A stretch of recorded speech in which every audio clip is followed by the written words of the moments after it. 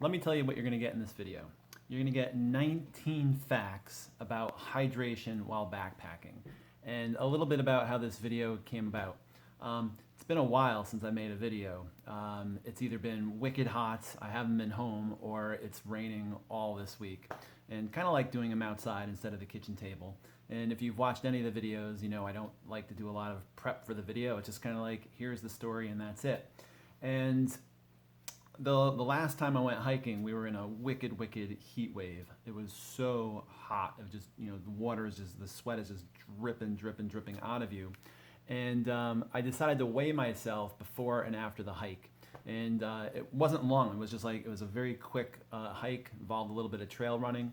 And when I came back, after about 2 hours, I realized that I had lost 4 pounds just from, you know, going out and sweating. And so I started, you know, reading up a little bit more about hydration. And I'm one of those people that whenever I read an interesting fact, I kind of write it on a piece of paper somewhere and they all get kind of lost. I might jot it down on my phone. And so what I decided to do is this video is kind of like just a compilation of all those little notes. And it's just stuff that I have picked up just from being out when it's hot. The other reason why I wanted to do this video is because I've noticed probably at least a half a dozen references from hikers, whether it's on their blogs or on YouTube, connecting backpacking with endurance sports like ultra marathons. And if backpacking is day after day after day after day, shouldn't we then treat our nutrition and hydration the way that an ultra runner or someone who's doing an ultra marathon approach their nutrition and hydration? So I do want to just preface all these facts by saying that these are more for backpackers and hikers who are doing more intense stuff. If you are just going out for 6 miles, setting up camp, it doesn't matter. I mean, it just, you know, it's just, unless you are wicked out of shape carrying a huge pack, it's just not going to matter much for your performance. One of my favorite hikes that I do in the fall is I go up to the Appalachian Trail, and where I park, I can either go north or south, and it's about maybe an hour and a half or 2 hours to the campsite, you know, 2.5 hours or so. And I never consider hydration and nutrition on those trips.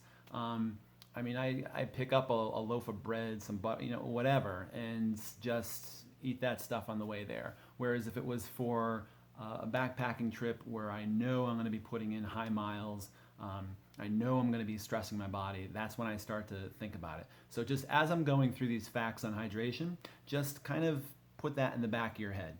This is not for every hike, it's not for every hiker, it's not for every season even. If you are, and I hate to say out of shape, because I think, you know, when you think out of shape, you think of someone just, I don't know, sitting around on the couch or whatever. You could be a fit individual, but not be in backpacking shape. You know, there are people that could hit the trail and do 25 miles a day, no problem. And there are people that, you know, are fit and for normal life, but if you, for 5 miles with a backpack on, that would be a really stressful hike. So this information is really aimed at people who are, I don't know what the word would be, struggle on the trail. And either it's because you're out of shape, you're carrying a heavy pack, or you're in shape and you're really pushing yourself. Does that make sense? So if you're just kind of, again, like on those trips when I do on the AT, I think, you know, one of them is maybe 5 miles, I think, or so to the campsite. It's not strenuous terrain. And so I could do those 5 miles, most people could do those 5 miles with no issue whatsoever. If you went beyond that 5 miles, that's where the hills and mountains start, and the next 5 miles will be very different. That is enough babbling for an introduction. I can see on the timer that was 4 minutes of babbling. My apologies. So here we go. Again, you realize if you've watched my videos before, I'm not much on production, and so I'm just going to let you have the facts that I thought are most interesting and things that I've learned along the way. So again, take them all with a grain of salt. You also have to consider your size and condition. So a lot of the numbers that I'm going to do, I've kind of created for myself. So I'm about 6 feet, 200 pounds. If you are, 150 pounds, your numbers would be different. If you are my size, my shape, but in incredible condition, you're an athlete, then your numbers would also be different. So just keep that in mind. Everything I'm about to give you is not carved in stone. I've kind of done it for myself. So some of them are hard facts, like this one here. So hydration fact number 1. Your body cannot process more than basically a liter of water per hour. And so that whole idea, and I know I've said it in my past, that whole idea of going down to the river and like guzzling a bunch of water and then bringing more water and guzzling, your body's not, it's not processing it. So hydration fact number 1, your body can only process 1 liter per hour. And if you do happen to drink that 1 liter per hour, don't drink it all at once. Sip it, sip it, sip it. Number 2, this is, I think, a really interesting thing that really started me on my research on this. Before you go on a hike, a local hike, weigh yourself. If you're really hardcore, weigh yourself in just your skivvies. And especially with no shirt, and I'll get to that in a second. Weigh yourself. When you come back from the hike, weigh yourself again. The reason why I say with no shirt is because if you come back and your shirt is soaked with sweat, your pants are soaked with sweat, that's the weight it hasn't left you. And compare the difference in weight. That's basically how much you sweat out. You can do the math per hour. Some people sweat more than others. The general rule of thumb is that most people are going to lose around that 2 to 3% of your body weight, and that is okay. If you're losing more than 4%, that is where your performance is really going to start to decrease. But most people, if you're a runner, if you're a marathoner, you just kind of expect that you're going to lose, 4% or more of your body weight by the end of the race.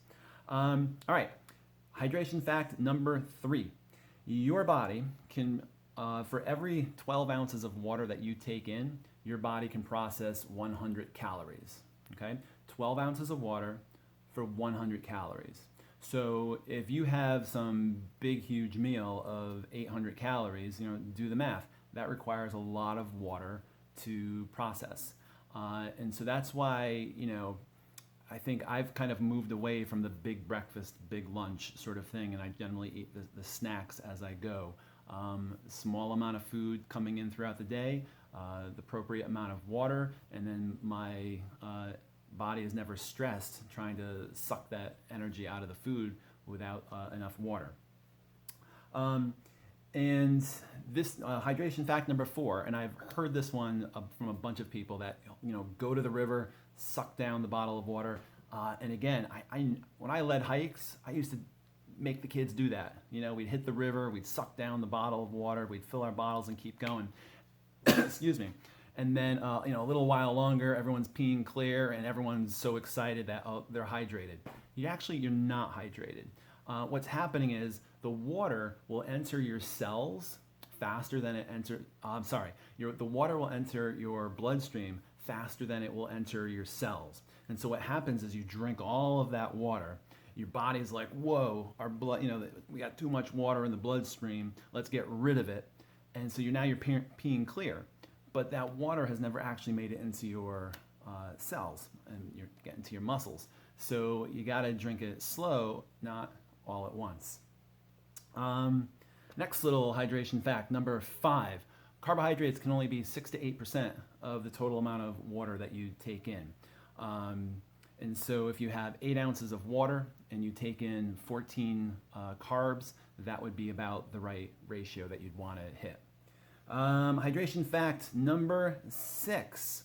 When you are doing hard hiking, up the mountains, or you're doing long distances, it puts your whole body kind of into survival mode, and your digestive system just isn't cranking out the way that it would when you're just, sitting around in the house.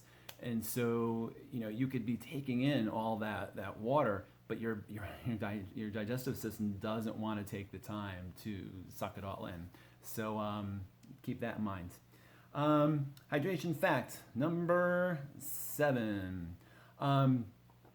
If you are fairly athletic and you're going out hiking, you're going to lose about 30 to 90 ounces of water per hour. And again, you're not going to retain more than 30 ounces of that an hour. So basically, if you're hiking hard, you're kind of just always losing throughout the day. And you're never going to replace it all. So that's why, when you are done at the end of the day, or if you're waking up early, you make sure you keep drinking. Hydration fact number 8. If you don't believe me and you do try to take in more than a liter per hour, your performance will decrease. And so if you don't believe me, try it. Don't go to the river and guzzle in a lot of water. Take it in slowly every 10-15 minutes, and you'll find that you just feel faster. Here's fun fact, hydration fact number 9. If you put a little sugar and salt into your water, kind of like a sports drink, but I won't get into sports drinks right now. What happens is the sugar actually opens up the intestinal wall, and it brings the salt in with it. And so you're more likely to get that salt replaced when you do that. Hydration fact number 10. And this is for all the people that want to eat tons of candy along the trail.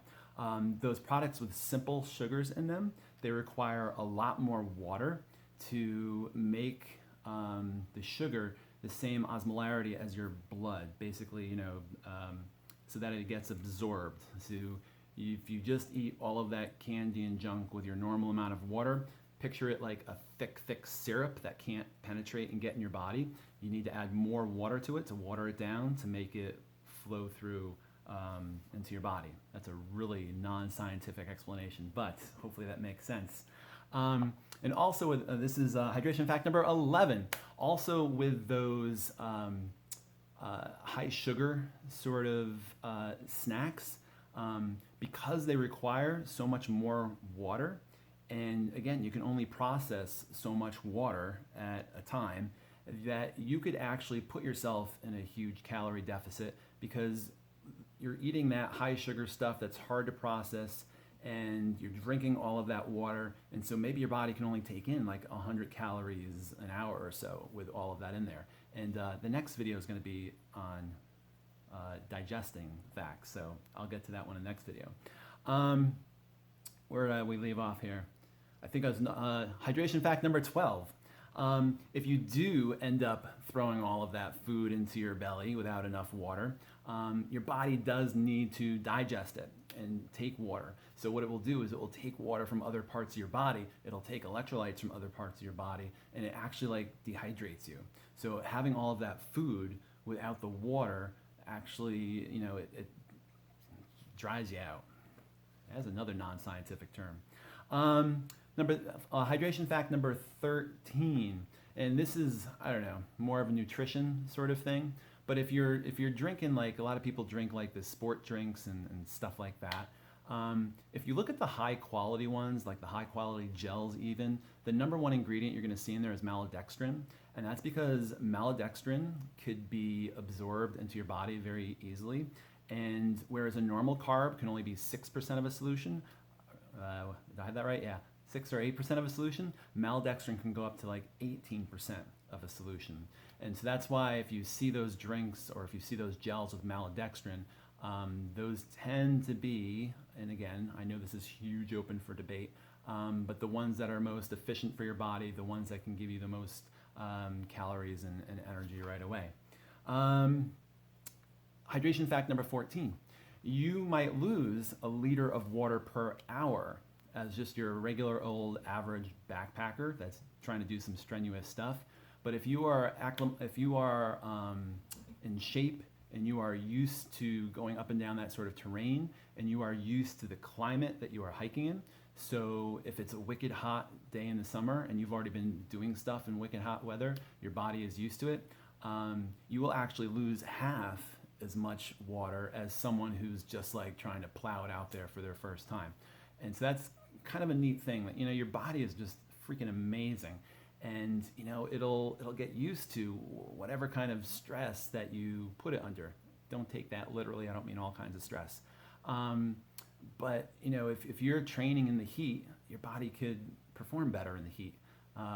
Same thing, name the weather, name the conditions. All right, number 15, hydration fact 15. Your body can't absorb what it's going to lose unless you're at like a simple walking pace.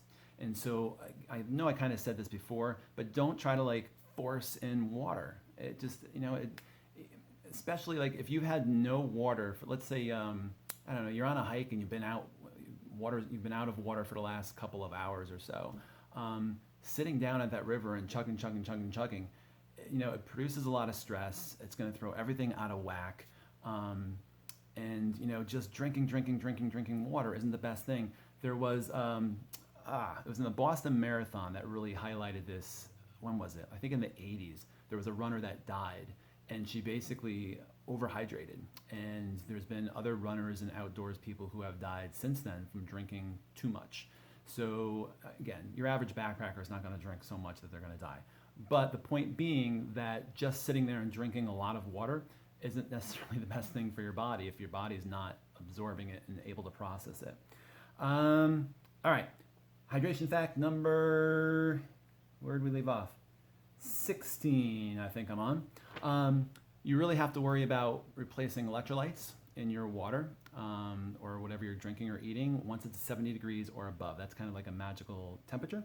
Number 17 is, you've heard about drinking electrolytes. What the heck is an electrolyte? Those are the chemicals that they form little electrically charged particles in your body fluids, and that's what helps your muscles contract, flex back and forth.